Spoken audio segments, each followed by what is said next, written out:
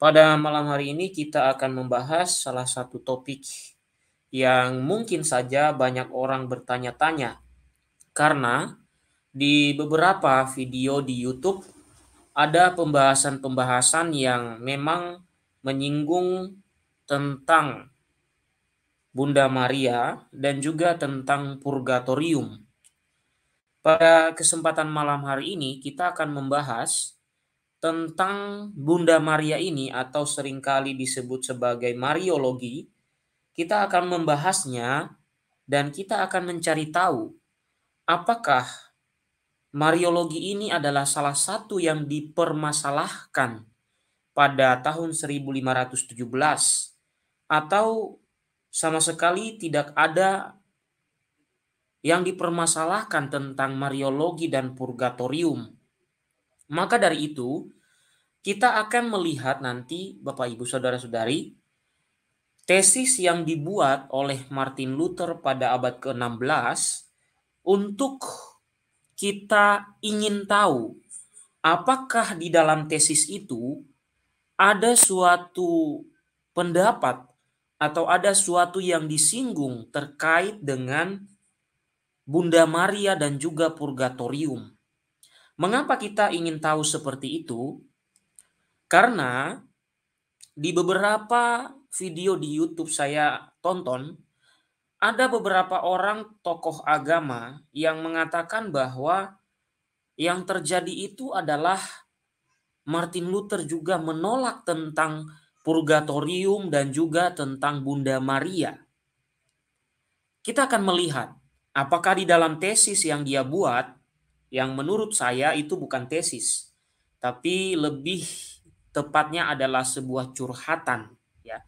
Nah, kita ingin tahu, benarkah di dalam tesis itu ada yang menyinggung tentang dogma Bunda Maria, ada yang menyinggung tentang penghormatan terhadap Bunda Maria, ada yang menyinggung tentang purgatorium?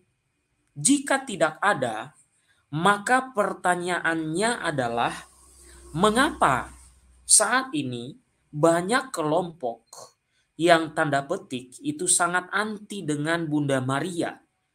Juga mereka tidak tahu tentang purgatorium itu apa.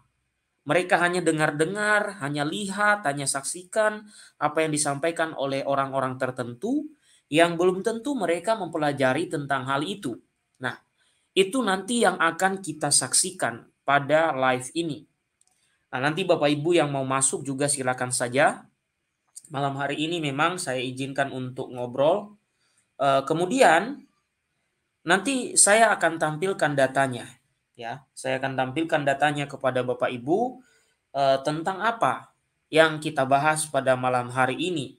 Benarkah di dalam tesis itu ada sesuatu yang disinggung terkait dengan Bunda Maria, atau ada sesuatu yang disinggung terkait purgatorium? Nah, kita akan menemukan pada hari ini supaya menjawab kelompok-kelompok tertentu di beberapa channel yang menyinggung tentang Mariologi dan juga tentang purgatorium yang menurut mereka adalah itu sesuatu juga yang ditolak oleh para reformator tanda petik. Oke. Nah, Bapak Ibu Saudara-saudari, kita akan lihat pertama-tama yaitu yang mereka sebut sebagai tesis Martin Luther yang saya ambil langsung dari website PGI. Jadi saya tidak download dan saya tidak utak-atik, secara langsung kita lihat apakah di sana ada penolakan terhadap Bunda Maria. Apakah di sana ada penolakan terhadap purgatorium? Itu yang ingin kita lihat. Oke, masuk saja kita kepada bagian pertama. Kita akan membuka tesisnya, ya. Oke, baik Bapak Ibu, saya share kepada Bapak Ibu tentang tesisnya. Ya. Oke, ini adalah tesis yang dimuat di dalam website PGI, ya. Kita akan lihat, saya akan zoom kepada Bapak Ibu. Kita akan lihat secara jelas benarkah di sana ada penolakan atau ada unsur yang menyinggung tentang Bunda Maria dan purgatorium.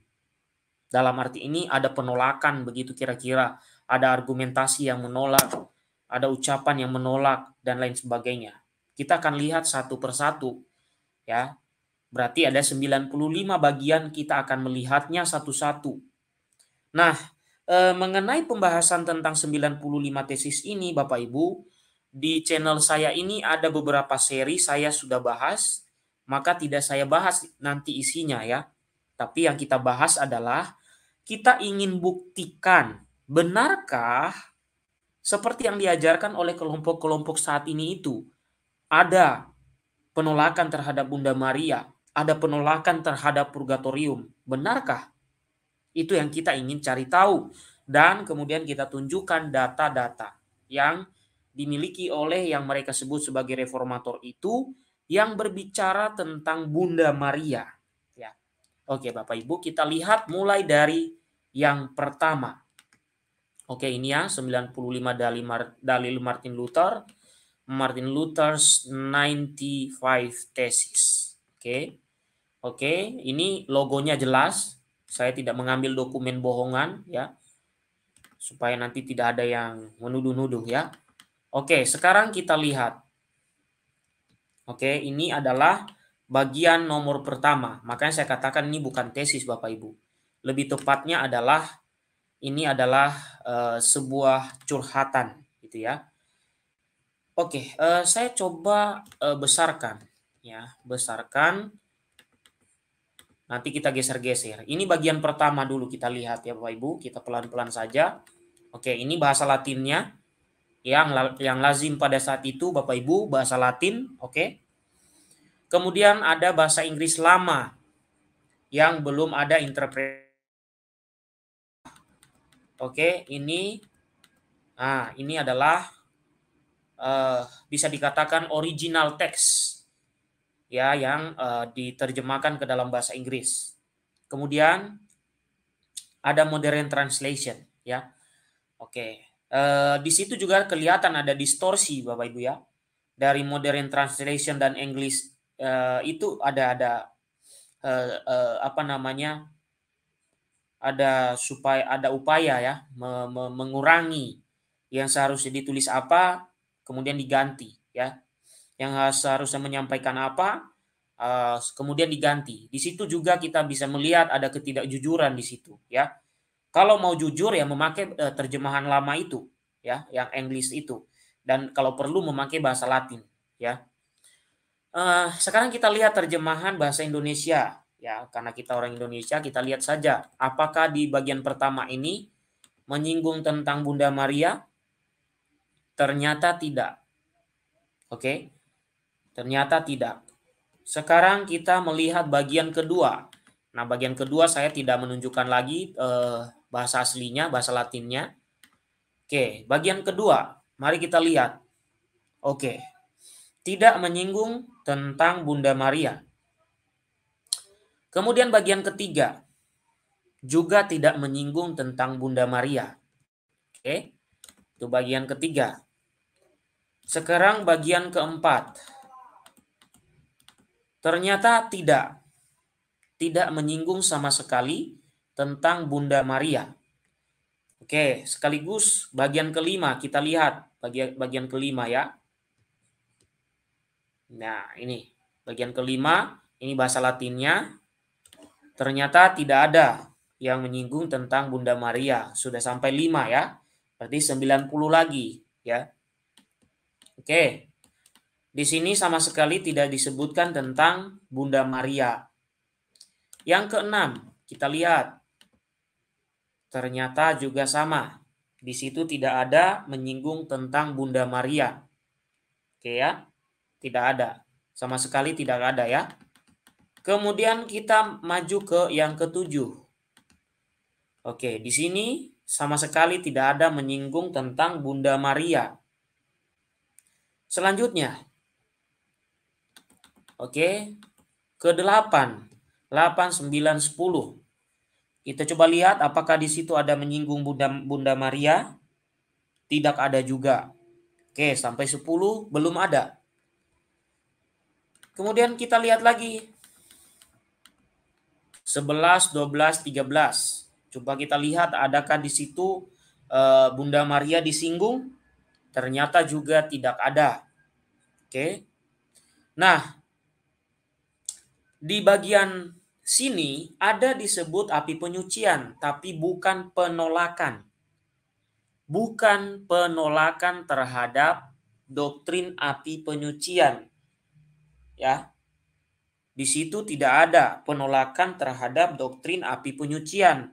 Tapi di situ yang dipermasalahkan bukan api penyuciannya. Tapi yang dipermasalahkan atau yang dikritisi adalah berbeda. Ya. Oke, di situ tidak berbicara penolakan, ya. Oke. Oke. Ya, bisa nanti juga Bapak Ibu membukanya ya. Di situ sama sekali tidak ada, ya. Tidak ada penolakan terhadap api penyucian. Oke, kita lihat lagi. Nanti saya berikan link kepada Bapak Ibu yang ada di live chat. Boleh dibuka, dibuktikan saja omongan saya. Supaya tidak ada yang mengatakan saya ngarang-ngarang atau apa. Nah, ini linknya ya, silakan dibuka. Oke, sudah ada linknya di situ. Oke, nah baik Bapak Ibu. Kemudian ya, di sini justru menegaskan tentang ya, Martin Luther setuju dengan purgatorium atau api penyucian. Tapi yang dia tidak setuju adalah menurut dia itu sudah mengubah hukum kanonik. Dan menurut dia pada mulanya hukum kanonik dikenakan bukan sesudah, melainkan sebelum pengampunan sebagai ujian untuk pertobatan mendalam yang sejati. Jadi di situ bukan menolak purgatoriumnya, api penyuciannya, tapi di situ yang dikritisi adalah apakah hukuman kanonik itu dikenakan sesudah atau setelah.